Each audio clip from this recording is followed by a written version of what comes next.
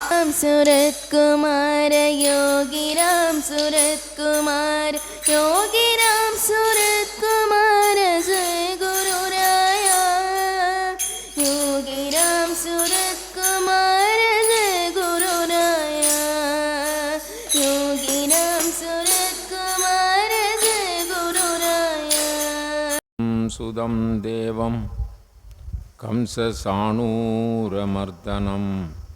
देवकी परमानन्दं कृष्णं वन्दे जगद्गुरु பச்சை மாமலை போல் மேனி பவளவாய் கமலச்செங்கண் அச்சுதா அமரர் ஏரே ஆயர்தம் கொழுந்தே என்னும் இச்சுவை பெறினும் வேண்டேன் அச்சுவை இந்திர லோகம் ஆளும் அச்சுவை பெறினும் வேண்டேன் அரங்கமானகருளானே பச்சை மாமலை போல் மேனி பவளவாய் கமலச்செங்கண் அச்சுதா அமரர் ஏரே ஆயர்தம் கொழுந்தே என்னும் இச்சுவை தவிர யான் போய் இந்திர லோகம் ஆளும் அச்சுவை பெறினும் வேண்டேன் அரங்கமான் நகருளானே. சத்குருநாத மகாராஜ்கி. இன்றைய தினம்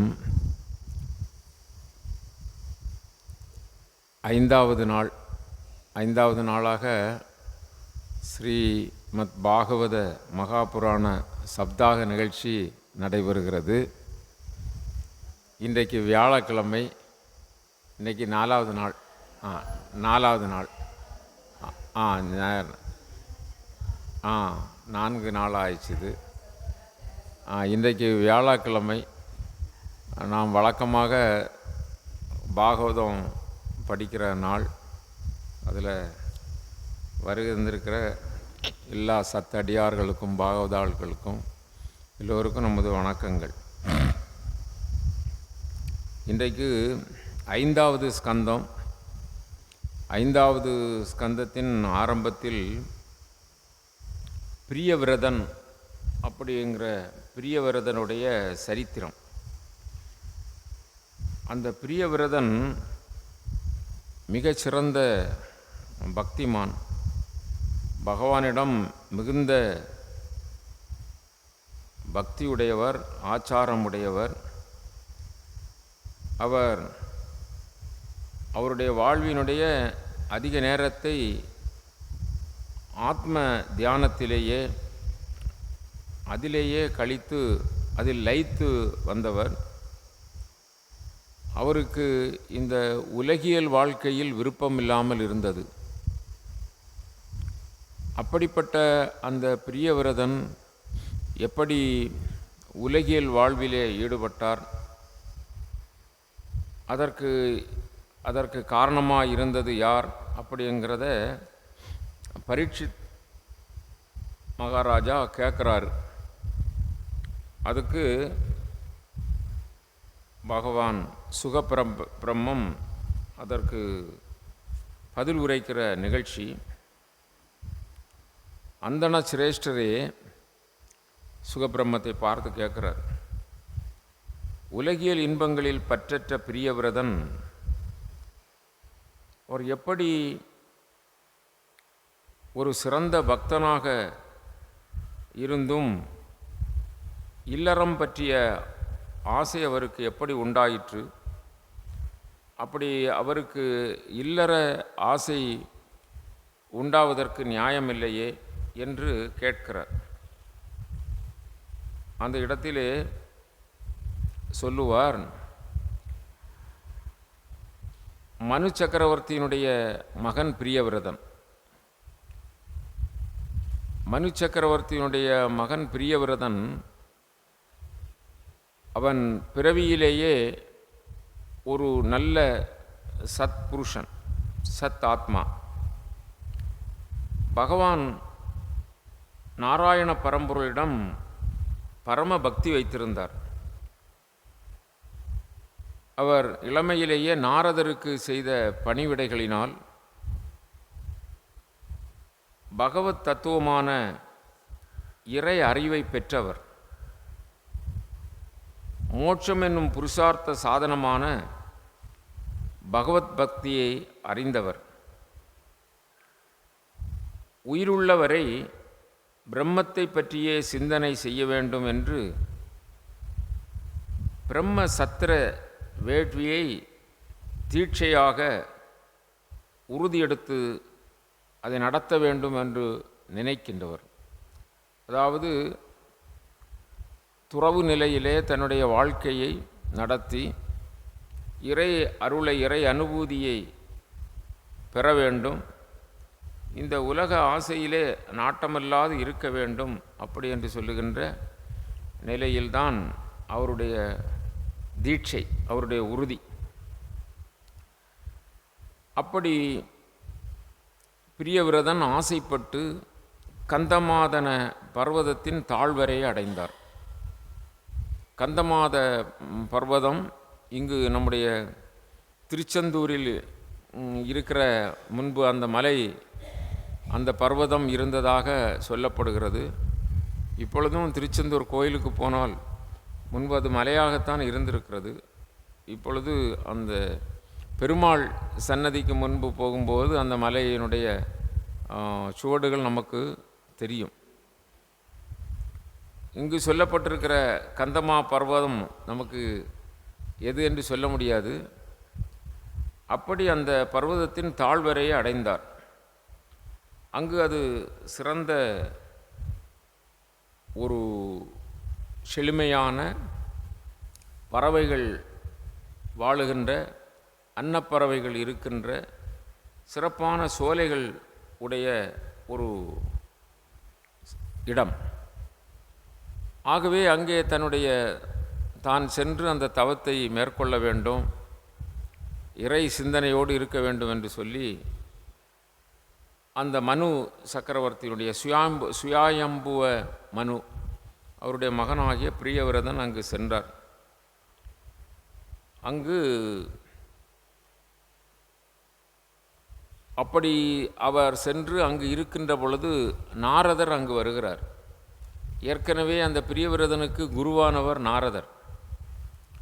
அவர் பிரம்ம வித்தியை இவனுக்கு சொல்லிக் கொடுக்க வேண்டும், பிரியவிரதனுக்கு சொல்லிக் கொடுக்க வேண்டும். முன்பே அவர் தெரிந்திருந்தால் கூட அந்த பிரம்ம வித்தியை திரும்ப திரும்ப ஞாபகப்படுத்தும் போது, அதை அறிவுறுத்தும் போது அதில் ஆழ்ந்த பற்றும் ஒரு உறுதியும் ஏற்படும். அதனால் அந்த பிரியவிரதனுக்கு அந்த ஆத்ம தத்துவத்தை, பிரம்ம தத்துவத்தை சொல்ல வேண்டும் என்று சொல்லி வருகிறார். அவரோடு பிரியதர்சனோடு இருக்கின்ற நேரத்தில்தான் பிரம்மதேவர் தன்னுடைய அன்ன விமானத்திலே அவர் மேலிருந்து கீழே வருகிறார். வருகின்ற பொழுது அவருக்கு பிரம்மதேவர் வருகிறார் என்று சொன்ன உடனே நிறைய வானுலகத்தவர்களெல்லாம் நிறைய ஆராதனைகள் எல்லாம் செய்து அவருக்கு வரவேற்பெல்லாம் கொடுக்கிறார்கள். அப்படி அவற்றையெல்லாம் ஏற்றுக்கொண்டு அவர் இந்த பிரியவிரதனிடம் வருகிறார். அன்னவாகனத்திலே பிரம்மா வருகிறார். அது நாரதருடைய தந்தை வருகிறார் என்று சொல்லி நாரதர் அவரை வரவேற்று ஒதுங்கி கொண்டார். பிரம்மதேவர் இந்த பிரியவிரதனிடம்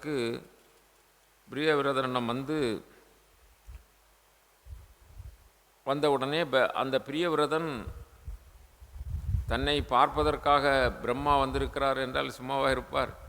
ஆகவே அவரை வரவேற்று அவரை வணங்கி ஆசனம் அளித்து அவரிடம் வினயமாக கேட்கின்ற பொழுது பிரம்மதேவர் சொல்லுவார், அப்பா பிரியவிரதா,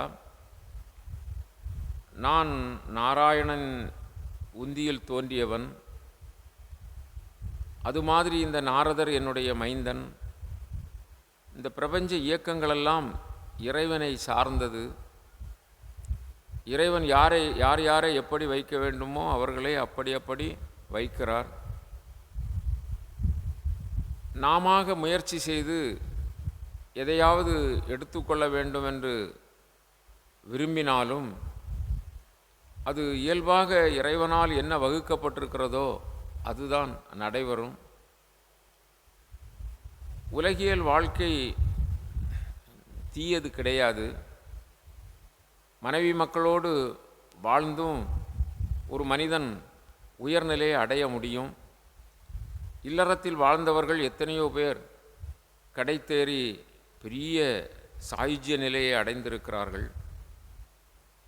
உண்மையிலேயே நம்முடைய மனது எப்படியோ, நம்முடைய வாழ்வு எப்படியோ, நம்முடைய சிந்தனைகளும் செயல்முறைகளும் எப்படியோ அப்படித்தான் நமக்கு சிறப்பு அமையுமே தவிர எதையும் வலுக்கட்டாயமாக புறந்தள்ளி வலுக்கட்டாயமாக ஏற்றுக்கொண்டு செல்வதிலே எந்த அர்த்தமும் இருக்காது. கானகத்தில் கூட சென்று இருக்கிறவர்களுடைய மனம் அடங்காமல் அது சுற்றி திரியும் என்று சொன்னால் அவர்களுக்கு சாதனை கிடைக்காது. ஆகவே துறவு கொண்டு அப்படி சாதனை கிடைக்காமல் இருப்பவர்களும் ஏராளமான பேர்கள் இருக்கிறார்கள். ஆகவே நீ இந்த இல்லற தர்மத்தை தாழ்ந்ததென்று நினைக்காதே. இதனால் உலக சம்பத்துக்கள் நிறைய ஏற்பட இருக்கிறது.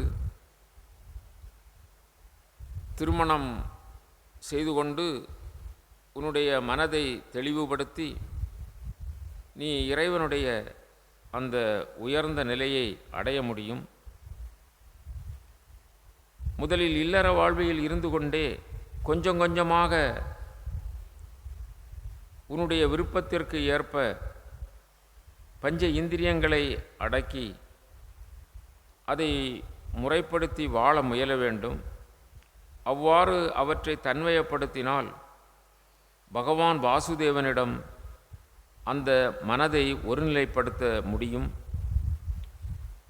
அப்படி ஒருநிலைப்படுத்துகின்றவர்கள் மனது சாந்தி அடைந்த பிறகு அவர்கள் நாடு வீடு காடு என்று எங்கு வேண்டுமென்றாலும் சுற்றி வரலாம். பகை அரசனை கூட வெற்றி அடையலாம். ஆகவே நீ இல்லற தர்மத்தை ஏற்றுக்கொள்வாயாக அப்படி என்று சொல்லி சொன்னார். பிரம்மா உபதேசித்தார். பிரம்மா உபதேசித்த உடனே பிரியவர்தன் அதை மறுத்து சொல்ல இயலாது ஏற்றுக்கொண்டான். அதன்படி சில காலத்துக்கு பிறகு அவனுக்கு திருமணம் ஆனது. அந்த திருமணத்தின் மூலமாக அவன் 10 பிள்ளைகளை பெற்றெடுத்தான். அவர்களையெல்லாம் நன்கு வளர்த்து ஆண்டுக்கு ஒரு குழந்தை மூலம் 10 ஆண்டுகள் அப்படி இல்லற தர்மத்திலே வாழ்ந்தவன் பிறகு பிள்ளைகளுக்கு அந்த பொறுப்பை கொடுத்துவிட்டு அவன் கானகம் செல்ல முற்பட்டான். அவனுடைய அரச வாழ்க்கையிலே மிகப்பெரிய தீர சீர செயல்களை செய்தான்.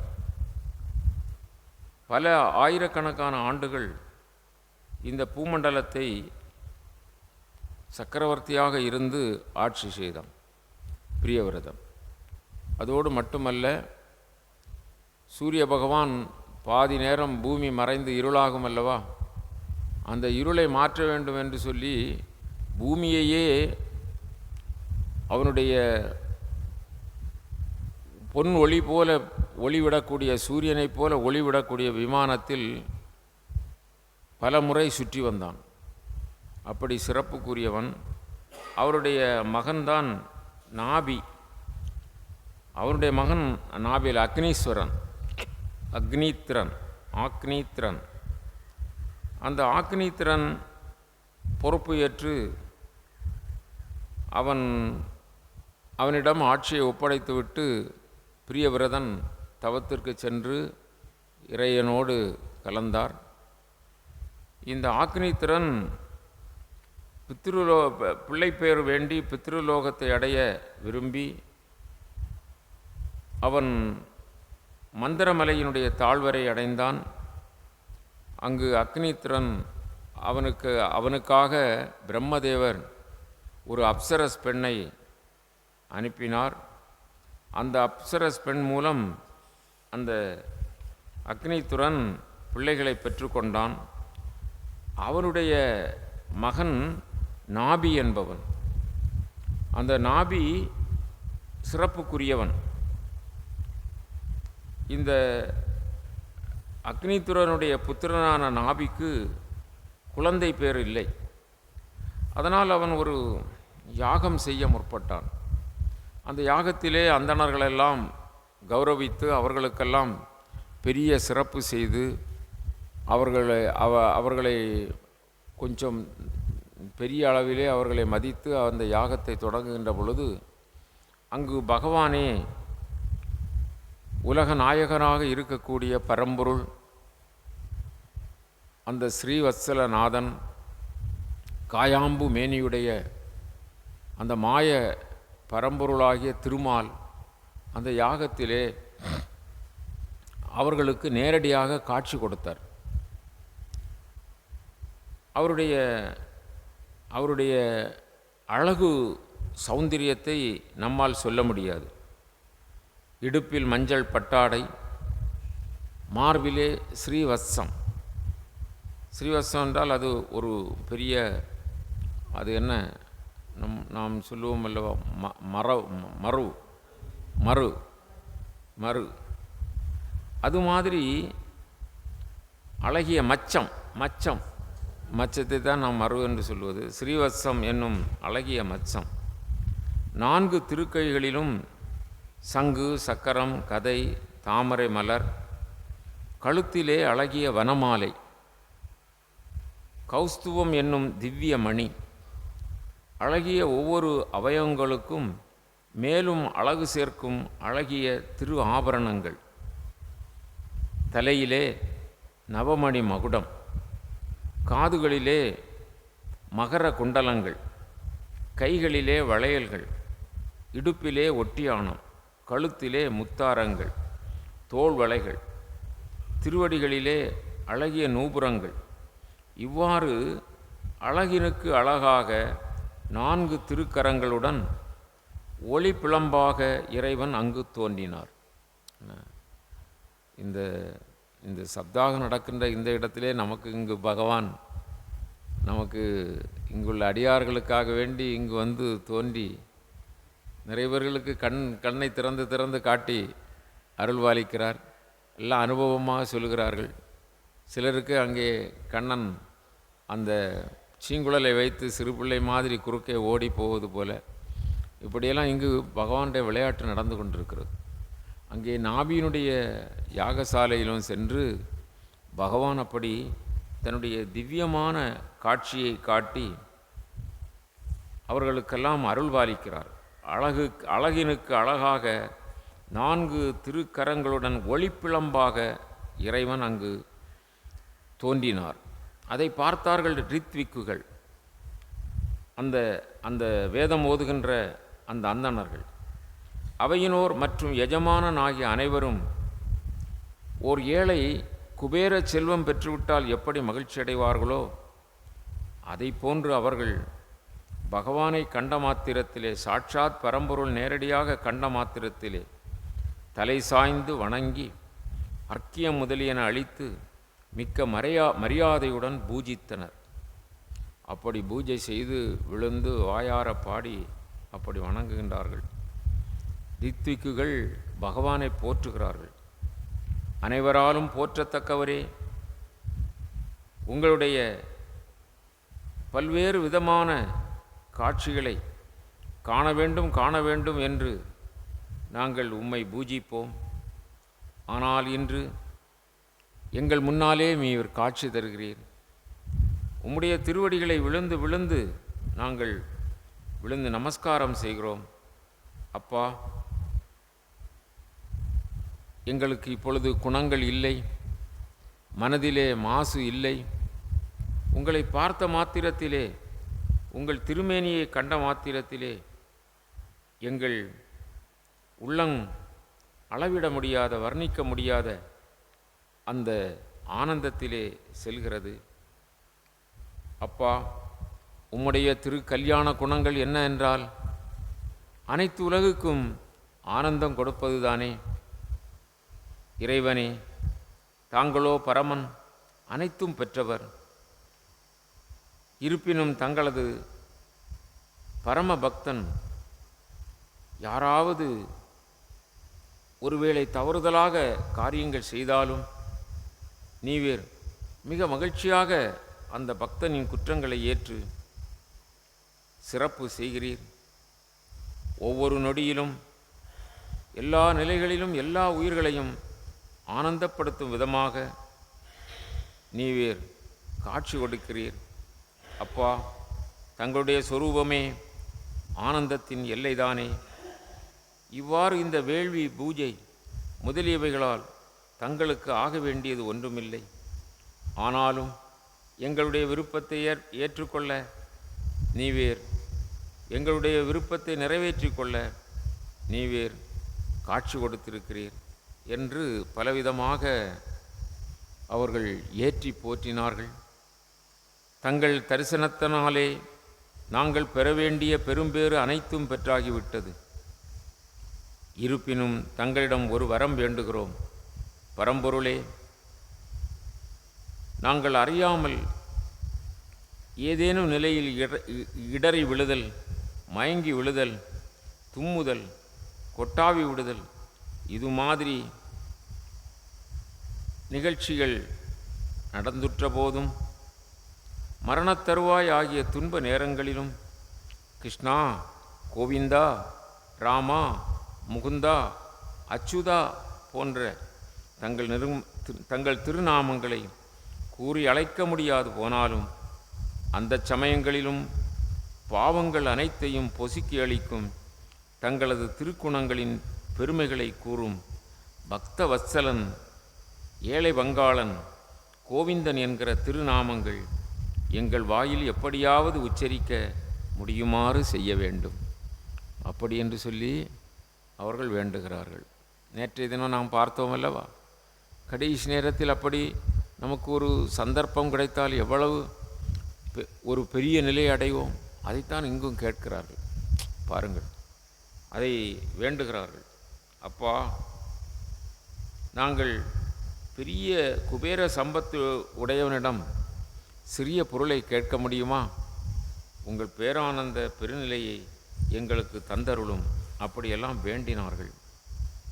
பிறகு பகவான் சொல்லுகிறார், முனிவர்களே, என்ன காரியம் செய்தீர்கள்? நீங்கள் அனைவரும் மகாத்மாக்கள், வாய்மையே செல்வமெனக் கொண்டவர்கள். மன்னன் நாபிக்கு என்னை போன்ற புதல்வன் கிடைக்க வேண்டுமென்று பிறர்க்கரிய ஒரு வரத்தை கேட்டு விட்டீர்கள். எனக்கு சமம் நான் தானே. என்னைப் போல் வேறு யாருளர்? ஏனெனில் நான் இரண்டற்றவன்.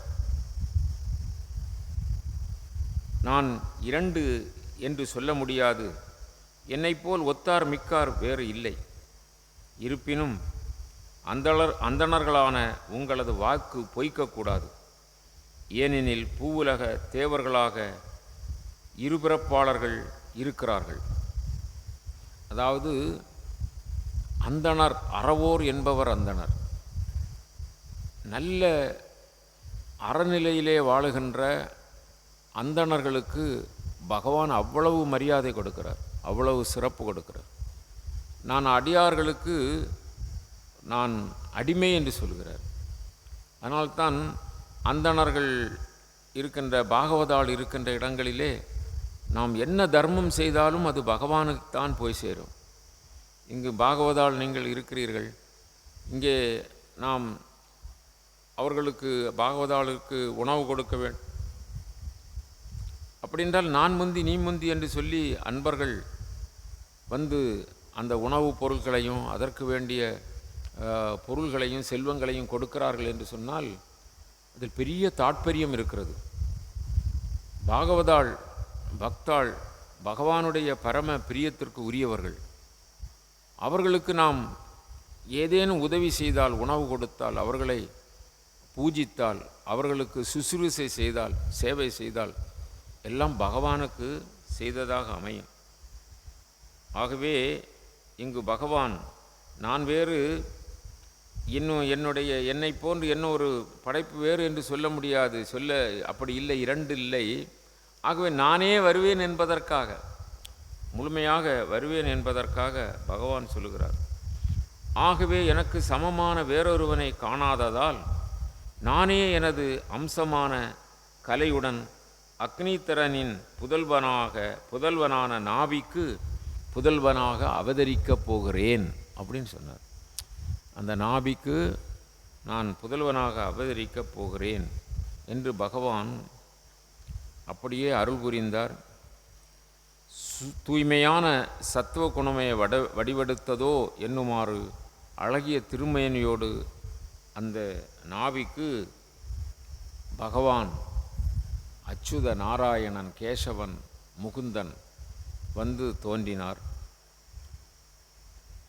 அவர்களெல்லாம் தவம் இயற்றிய முனிவர்களெல்லாம் வியக்கும்படி அங்கே திருவவதாரம் நடந்தது.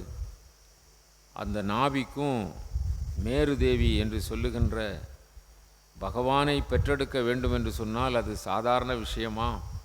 தன்னுடைய மணிவயிற்றிலே தாங்க வேண்டுமென்றால் அது சின்ன காரியமா?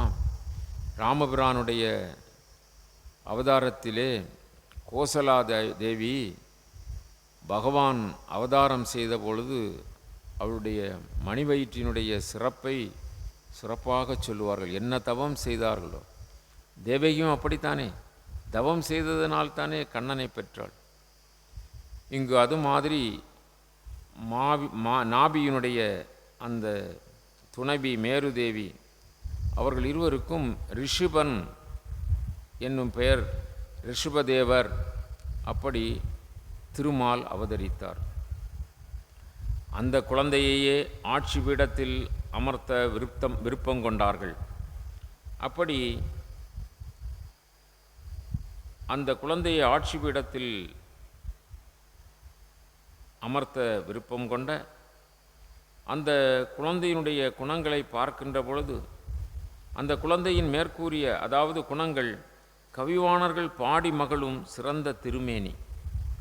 ரிஷபன் என்றாலே உயர்ந்தவன் என்பது பொருள். பெரும் புகழ், தேஜஸ், உடல் வலிமை, செல்வம், வீரம், மனவலிமை முதலிய சிறப்புகளை உடையவர் அந்த ரிஷபன். இவரது உயர்வு கண்டு பொறாமை கொண்ட இந்திரன் ஒருமுறை இவரது தேசத்தில் மழை பெய்விக்கவில்லை. அப்பொழுது யோகேசனான பகவான் ரிஷபதேவர் இந்திரனது அறியாமையைக் கண்டு சற்றே நகைத்து தனது யோக மாயையின் சக்தியால் அஜனாபம் என்கிற தன் தேசத்தில் வேண்டிய அளவு மழை பெய்யச் செய்தார். இவர் பகவான். அதனால தானே இந்திரன் மழையாய் பொழிந்த பொழுது அந்த கோவர்த்தன மலையை பிடித்து யாதவர்களை காப்பாற்றினார் அல்லவா?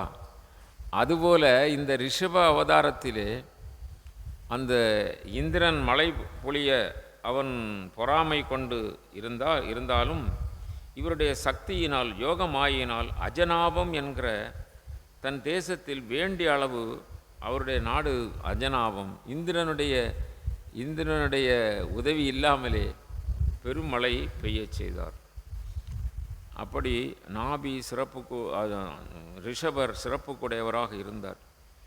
அதன் பிறகு அவர் பத்ரிகாசிரமம் சென்றார். பத்ரிகார ஆசிரமம் சென்று அங்கு எந்த ஜீவராசிகளுக்கும் துன்பம் தராத அகிம்சை நெறியான வானப்பிரஸ்தாசிரமத்தை கைக்கொண்டு, வானப்பிரஸ்தாசிரமம் என்றால் அதாவது 4 நிலைகளிலே 3வது நிலை பிரம்மச்சரியம், கிரகஸ்தம், வானப்பிரஸ்தம் இல்லையா? வானப்பிரஸ்தாசிரமத்தை கைக்கொண்டு தவயோகத்தாலும் சமாதி அதாவது தியான யோகத்தாலும் நரநாராயண மூர்த்திகளாக விளங்கும் பகவான் வாசுதேவரை ஆராதித்தார். பகவான் நரநாராயணர்களாக அவதாரம் செய்து அந்த இமயமலை தீரத்திலே பெரிய தவத்தில் இருக்கிறார்கள். அவர்களுடைய முதல் நிலையே அதுதான். என்றால் மனிதர்களுக்கு எப்படி தவம் என்பதை உணர்த்துவதற்காக நரநாராயணர்களாக. அடுத்த அவர்களுடைய அம்சம்தான் ராமலக்குவர்கள். அதற்கு அடுத்த அம்சம் கிருஷ்ணரும் அர்ஜுனனும், கிருஷ்ணனும் அர்ஜுனனும். அப்படி அந்த நரநாராயண மூர்த்திகளை வணங்கி வாசுதேவனை ஆராதித்தார். சில நாட்களில் இறைவனது சாயுஜ்ய பதவியை அடைந்தார். சில நாட்களிலேயே அவருடைய தவத்தின் வலிமையினாலே சாயுஜ்ய நிலை, சாலோபம், சாமீபம், சாரூபியம், சாயுஜ்யம். சாயுஜ்யம் என்றால் இறைவனும் அவரும் வேறில்லை, ஒன்றாய் கலந்த அந்த நிலை, அதை அடைந்தார். பாண்டுகுல திலகமே, அரசன் நாபியை பற்றி இவ்விரண்டு ஸ்லோகங்கள் கூறுகின்றன. ராஜரிஷியான நாபி அப்படிப்பட்ட சிறப்புக்குரிய அந்த இறைவனையே மகனாக பெற்றெடுத்தார். ரிஷபதேவர் மிகச்சிறந்த தவசியாக விளங்கினார். அவருடைய பகவான் ரிஷபதேவர் எவ்வித கர்மத்தலையிலும் சிக்காதவர். பகவான் ரிஷபதேவர்னா ரிஷபதேவர் தான் பகவான், அதனால்தான் அங்கு பகவான் ரிஷபதேவர் எவ்வித கர்மத்தலையிலும் சிக்காதவர், சுதந்திரவர். ஆகவே துன்பங்கள் என்பதே அவரை தீண்டியது இல்லை. அவர் ஆனந்தமே வடிவானவர். கர்மத்தலையில் சிக்குகின்ற பொழுது தான் என்ன வருது? துன்பம் வருது. கர்மத்தலை இல்லை என்றால் துன்பம் இல்லை. ஆனந்தமே வடிவானவர், அடக்கி ஆள்பவர், ஈஸ்வரர். இருப்பினும் அஞ்ஞானியைப் போல் உலகில் காரியங்களை செய்தார். ஏனென்றால் அவருடைய அந்த பெருநிலை உலகுக்கு தெரியாத வண்ணம் அவர் தன்னை மூடி மறைத்து கொண்டார். சத்குரு யோகிராம் சுரத்குமார் அப்படிதான். என்ன, ரொம்ப காலம் அவரை பற்றி யாரும் அறியாத அளவு பிச்சைக்காரன் போல நடந்தார். அது மாதிரி பிச்சைக்காரர்கள் கூட்டத்திலே இருப்பார், கிடைத்ததை உண்பார் இல்லையா? சிரட்டை வைத்து கொள்வார், விசிறி வைத்து கொள்வார், கயிறுகளை கழுத்திலே போட்டுக்கொள்வார், எதெல்லாம் வேடிக்கை கொண்டு சங்கு வைத்து கொள்வார், பிரம்பு வைத்து கொள்வார். ஒரு பாலனை பித்தனை போல அவர்கள் சுற்றி வருவார்கள். அது மாதிரி இந்த ரிஷபதேவரும் அப்படியே தேசாந்திரியாக சுற்றி வந்தார். பகவான் ரிஷபதேவர் ஒருமுறை பூமண்டலத்தை வலதம் செய்து கொண்டு பிரம்மாவர்த்தத்தை அடைந்தார். அங்கு பிரம்மரிஷி சிரேஷ்டர்கள் நிறைந்துள்ள பெரும் சபையில் அடக்கம், அன்பு ஆகிய குணநலன்கள் நிறைந்த மனத்தை தன்வயப்படுத்தியவர்களாக விளங்கும் தன் பிள்ளைகளுக்கு பாடமாக அமையுமாறு அனைத்து மக்களின் முன்பும் பின்வருமாறு பல உபதேசங்களை அவர் கூறுகிறார். ரிஷபதேவர் பிள்ளைகளுக்கு ஞானோபதேசம் செய்கின்றார். ஞானோபதேசம் என்றால் இது நமக்கு, அது இந்த பூமண்டலத்துக்கு நமக்கெல்லாம் வரும் காலத்தில் வருகிறவர்களுக்கெல்லாம் சொல்லக்கூடிய உபதேசம். அவர் உபதேசம் செய்துவிட்டு அவதூத நிலையிலே சுற்றி வந்தார்.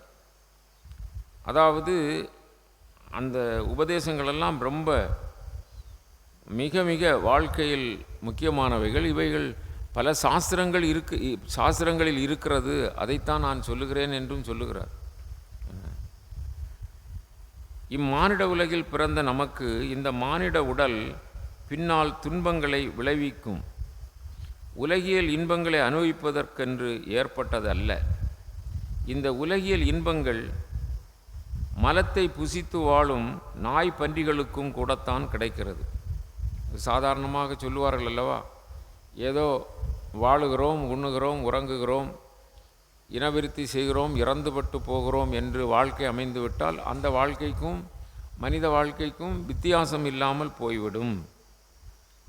ஆகவே இம்மானுட உடல் கிடைத்த பிறகும் இந்த உடலை பயன்படுத்தி மேலான உயர்ந்த தவங்கள் செய்யாமல், அப்படி தவம் செய்தால் மன தூய்மை கிடைக்கும், அகத்தூய்மை அளவற்ற பிரம்மானந்தத்தை நமக்கு கொடுக்கும். அப்படி என்றால் அதனால் அவ்வை சொல்லியிருப்பது போல இது கிடைத்தற்கு அரிய பிறவி, அரிதரிது மானிடராய் பிறத்தல் அரிது. அதுவும் நல்ல சூழ்நிலை அமைந்து மானிட பிறவி கிடைத்ததென்றால் அந்த பிறவியை ஒரு காலம் வீணாக்கி விடக்கூடாது. அதனால் கிடைக்கின்ற நன்மை என்ன? அந்த மானிட பிறவியின் நோக்கம் இறைவனை அடைவது. அந்த லட்சிய பாதையிலே பயன்படுவதற்கு, அந்த லட்சிய பாதையிலே போவதற்கு பயன்படுவதற்கு இந்த மானிட உடல் நமக்கு பயன்பட வேண்டும். அதுபோல இந்த வாழ்க்கையிலே பெரியவர்களுக்கு, சான்றோர்களுக்கு, இவர்களுக்கெல்லாம் தொண்டு செய்கின்ற ஒரு பாக்கியம் கிடைத்ததென்றால் அது நமக்கு மோட்சத்திற்கு வழிகாட்டும். மாறாக இந்த உலக வாழ்க்கை எப்படியும் வாழலாம் என்று சொல்லி கண்டதே காட்சி கொண்டதே கோலம் என்று நாம் அந்த வாழ்க்கையினுடைய லட்சியத்தை உணராமல் வாழ்ந்து விட்டோம் என்று சொன்னால் நாம் மிகுந்த தாழ்ந்த வழியிலே போய்விடுவோம். ஆகவே அறநெறிகளை முறையாக கடைபிடித்து 4 வித புருஷார்த்தங்களை எழுதி சான்றோர்கள் வாழ்கின்றார்கள்.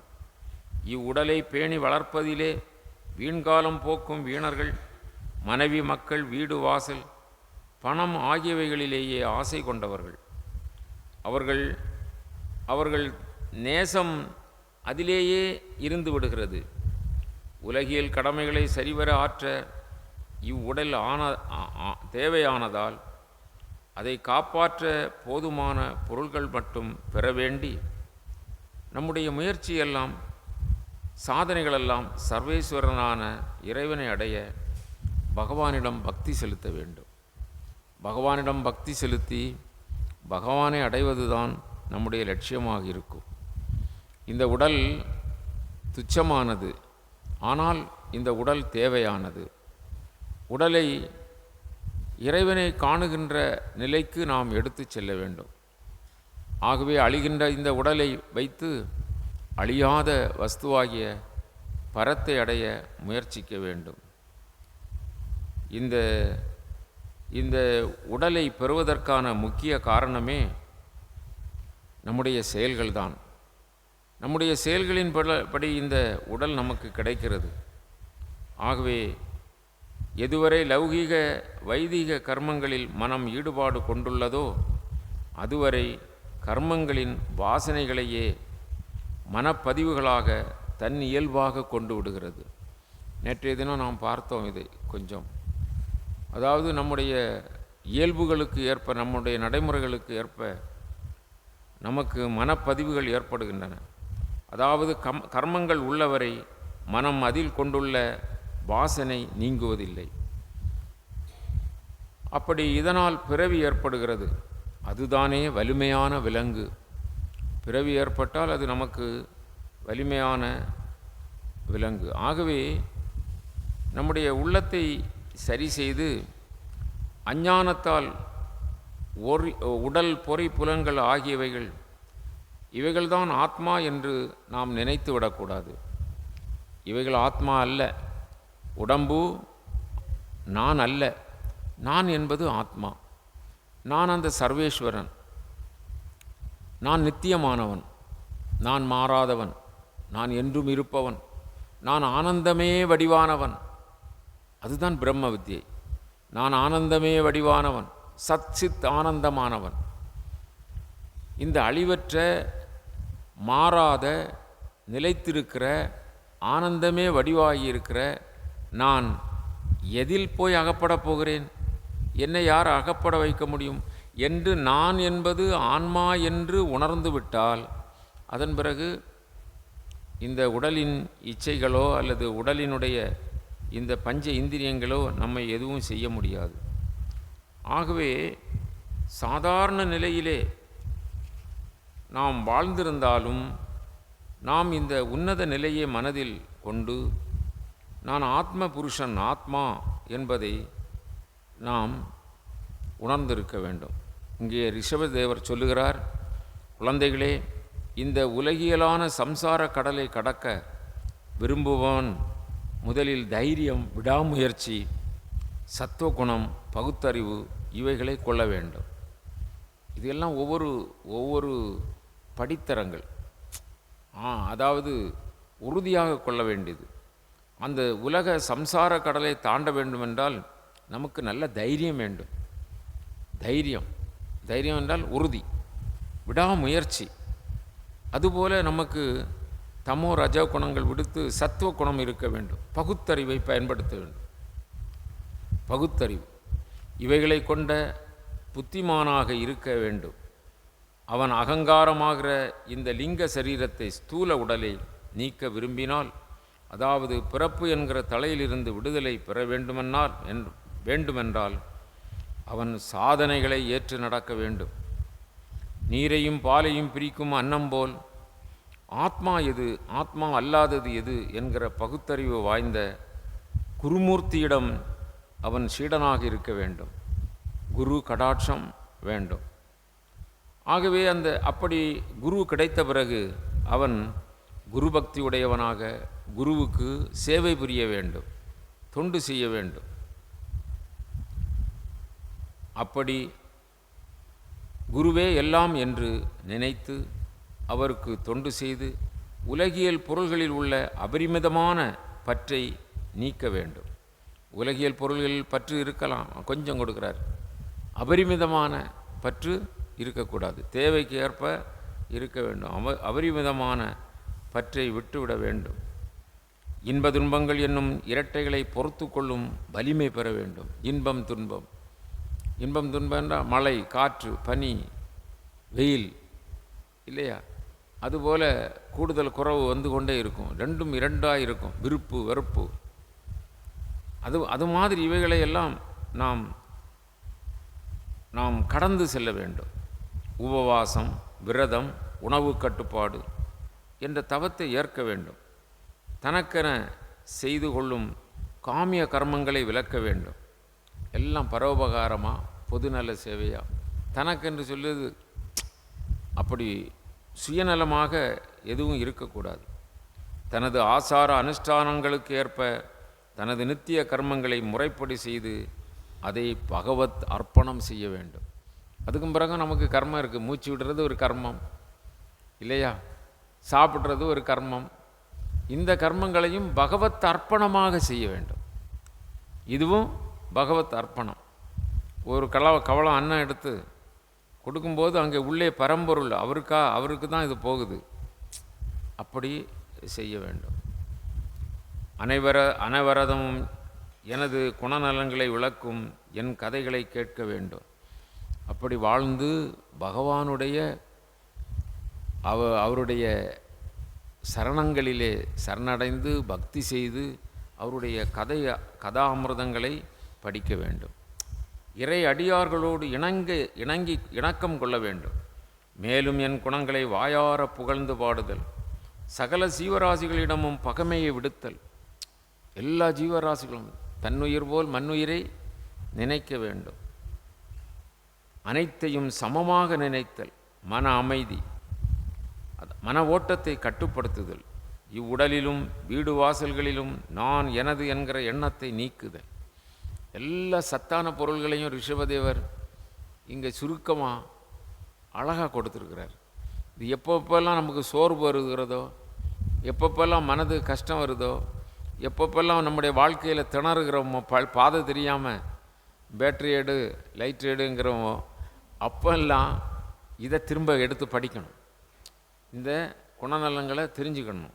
பாருங்கள், அதனால தான் சொல்கிறேன், வேதாந்த நூல்களை படித்தல், மக்கள் நடமாட்டமின்றி உள்ள இடத்தில் தனிமையில் இருத்தல், பிராணவாயுவை மூச்சுக்காற்றை பிராணாயாமத்தாலும் பொறிபுலன்களை பிரத்யாகாரத்தாலும் மனத்தை தாரணையாலும், தாரணைன்னா மந்திரம் ஜெபிக்கணும், மனம் ஓடாது, தாரணையாலும் புத்தியை தியான யோகத்தாலும் தன்வசமாக்கி கொள்ளுதல். லகுவான முறைகளை பக்குவமாக நமக்கு சொல்லித்தராரு.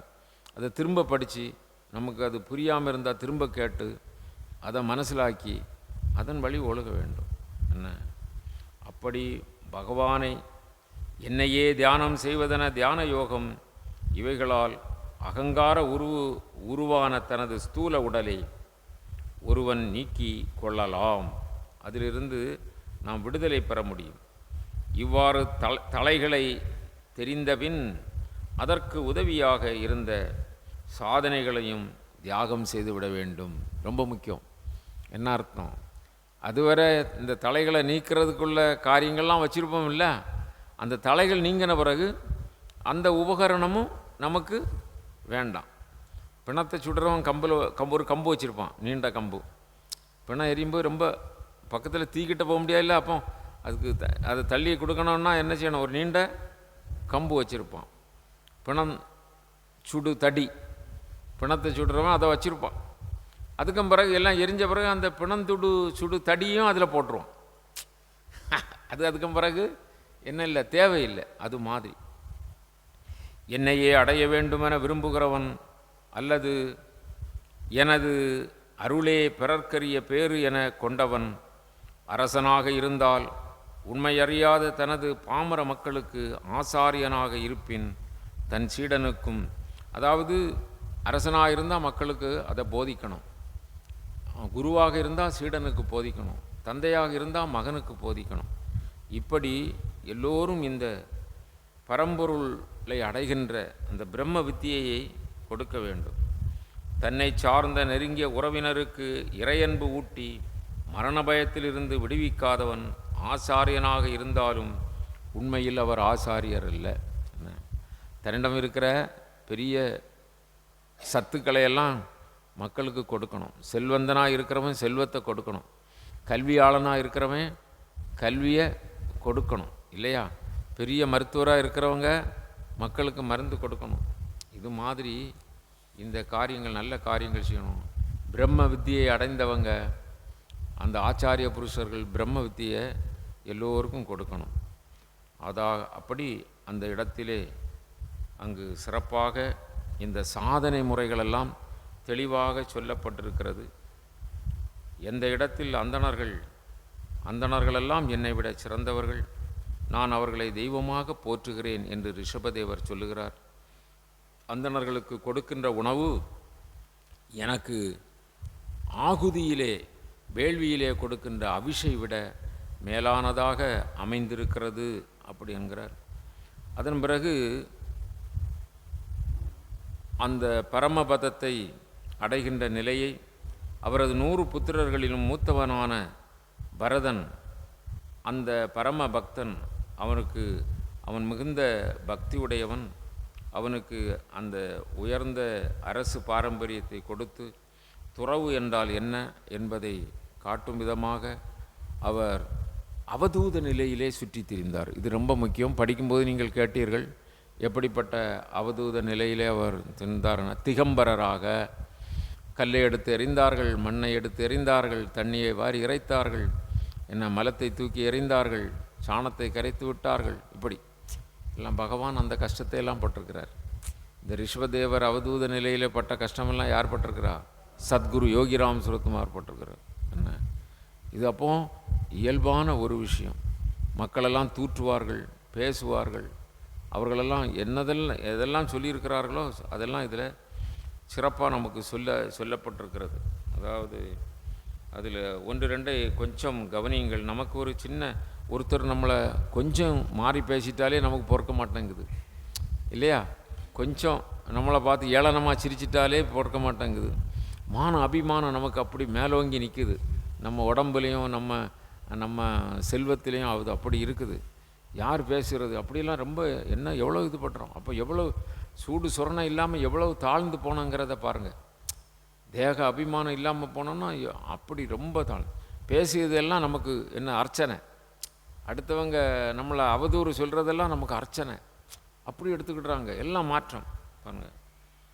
சில சமயம் நகரங்களிலும் கிராமங்களிலும், சில சமயம் நகரங்கள், வேளாளர்கள் வாழும் குடிசை பகுதிகள், வயல்கள், தோட்டங்கள், மலை தாழ்வரைகள், சேனைகள் தங்கும் படை வீடுகள், மாட்டுத் தொழுவங்கள், இடைச்சேரிகள், வழிப்போக்கர்கள் தங்கும் சத்திரங்கள் ஆகியவற்றிலும் தங்குவார்.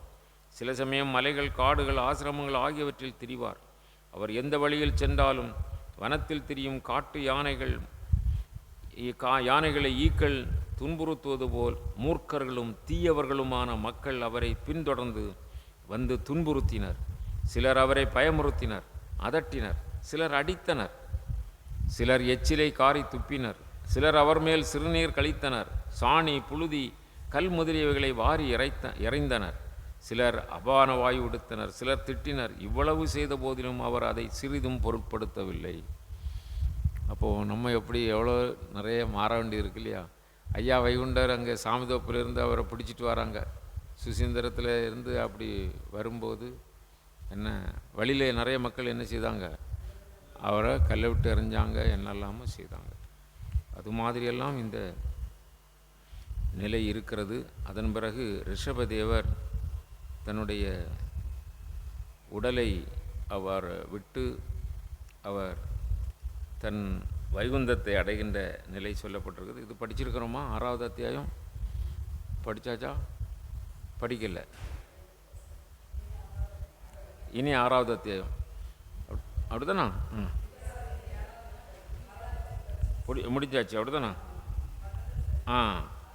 ஆசை, கோபம், மதம், பேராசை, துன்பம், மயக்கம், பயம் முதலிய பகைவர்களுக்கும் கர்ம தலைகளுக்கும் மூல காரணம் மனமே. ஆகவே இவ்வாறான இந்த மனதை எந்த அறிவாளியாவது நம்ப மாட்டான். ஆகவே மனதிற்கு இடம் கொடுக்கக்கூடாது. அப்பொழுது அந்த அந்த விதுரர் பரீட்சித்து கேட்டுக்கொள்கிறார், மனதை இவர்களுக்கு தானாக கட்டுப்பட்டு விடுமல்லவா, அதன் பிறகு ஏன் மனதை நம்பக்கூடாது என்று சொன்னால், எந்த நேரத்திலும் அது தோன்றி நம்மை அழிவு பாதையிலே கொண்டு போய்விடும் அப்படி என்று சொல்லி அதற்கு விடை பகிர்ந்திருக்கிறார். இத்தோடு நிறைவு செய்வோம். அடுத்தது 7வது அத்தியாயம். சத்குருநாத மகாராஜுக்கு